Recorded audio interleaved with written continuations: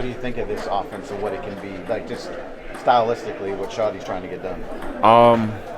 The offense can be explosive. I feel like, we're taking the right step in the right direction every day. I feel like the way that we approach the days and the way that we go about the days, we just put our best foot forward.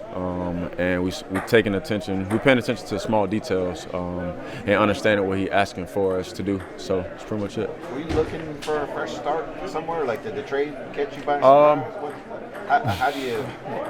What sense do you make of it? Yes, it did catch me by surprise.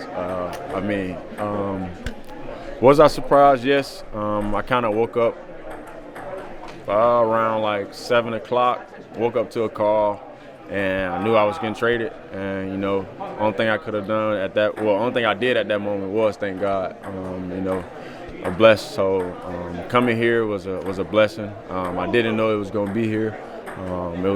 My agent said it was multiple teams that called, so I didn't know where I was going to end up. I was just thankful to go somewhere. Why are you blessed to be here? What was it about here? Man, back in the heat, for one. They allowed me to play in the Dome, for two. For three, it's America's team, and then also it's just great to learn from somebody like that. The last game that you started against Buffalo, what do you think you showed in that game that what can be for what you can be? I don't think I showed nothing for real. I think I was just out there having fun.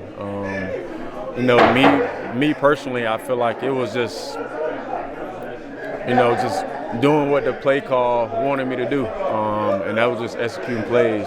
There were some plays where I extended plays, but at the end of the day, I was just doing what I knew how to do and what AVP wanted. What's the difference in the dynamic when you were behind a guy like Drake, who's also a young guy, versus now working with someone like Dak and being in the position you're in? I feel like I can learn something.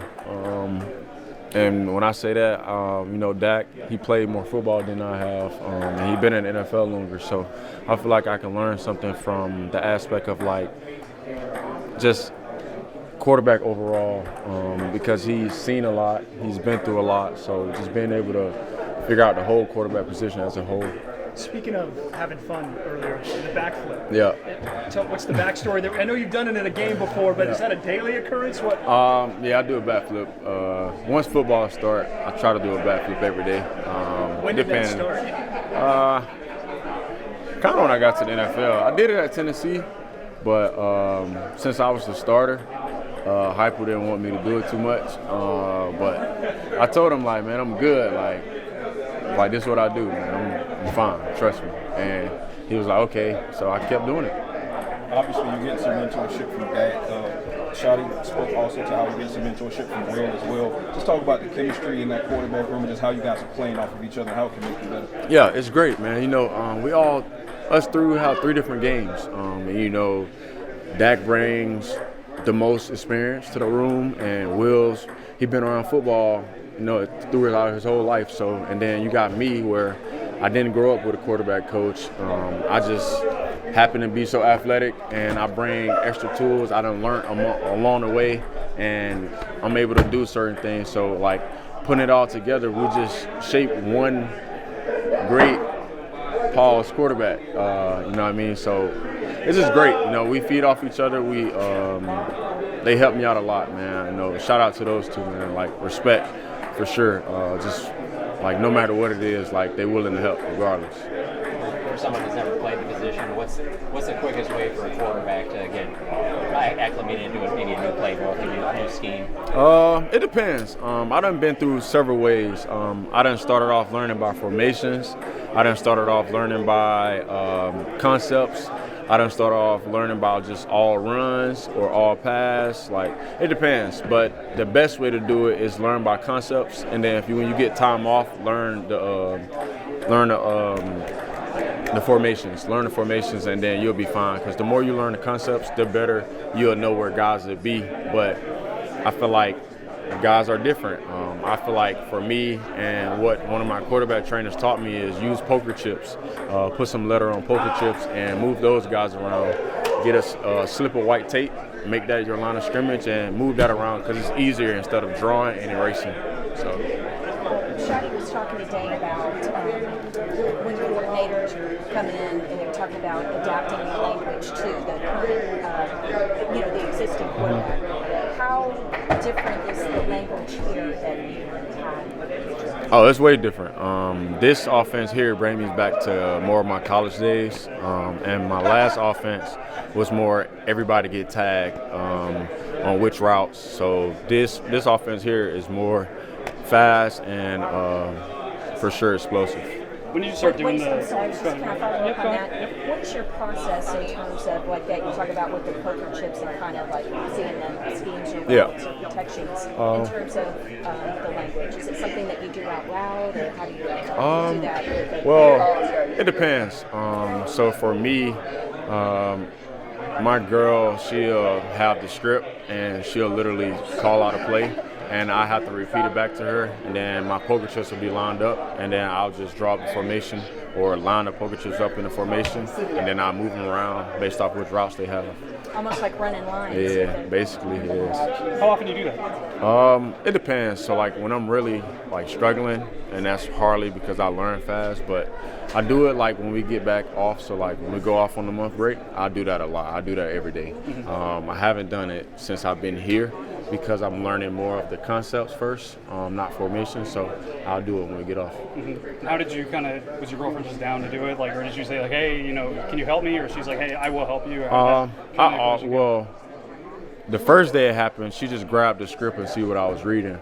And then she said a play, and then I said it back to her, and then she just kept going ever since then. That's awesome. And we did it just my first, before I got drafted, we was doing it on the way home. So we'll drive like 2 hours and 30 minutes, and we was just doing it in the car. So do you kind of have like a target date, I guess, when you might start doing that kind of work again here after the Oh, yeah. Yeah, definitely. I got to buy some new walkie-talkies then, for sure. After that Buffalo game, you didn't think anything like, there's no feeling of like, man, I can do this. The NFL is that much. Man, after the Buffalo game, I was like, man, it's fun. I feel like I can keep doing this. I feel like there's more that I need to let out as far as that Buffalo game. But other than that, man, I was just having fun. It's probably one of my best days of my life. If somebody had never seen you play and said, let me see one play from that game that you liked the most, what play would it have been? Sheesh. Probably the naked to the left when the linebacker tried to hit me, and I stood over him, and I still completed the crosser. I was talking a lot of trash, for sure. Yeah, that one for sure. Yeah. I guess from afar, the feeling is like when you have a game like that, you think that, well, that organization's not going to let him go anywhere. Right. So did you kind of have that feeling as well? I really didn't know, to be honest. Everything was up for grabs. I went in there, I did what the play caller and the head coach wanted me to do, and that's win the game. That's all we preached that week, and that's what I did. So I didn't know what was going to happen. It was the last game of the season. I was just going off, happy. I went off with a win, my first game ever in the NFL. So that's pretty much all I was thinking about. And then until 2 months later, and boom, I'm here. Yeah. So, yeah. What was the draft process like? I mean, on actual draft day, Yeah. the next day, like waiting for your name to be called. What was that like? To be honest, it was cool at first because it was like surreal. It was just like, man, like this is actually happening. And then it was like, okay, I was talking to my agent. I was supposed to go second round. Then it was like, okay, we don't know what happened. And then it was like, people want to talk to me. And then it's like, oh, such and such. And I'm like, all right, so what's going to happen? Where am I going to go? And I get in the car to go to the cookout. And as I'm in the car on the third day, it's a New England at the top. And I was just like, should I answer it? And they was like, yeah. I'm like, I really don't want to answer it. And they was like, answer it. So I picked it up, and I was at New England. Were you just scared to answer it, or? I wouldn't say more of scared to answer. I was more mad that I had to go that late. So it just added fuel to the fire for sure. I feel like my chip on my shoulder got bigger.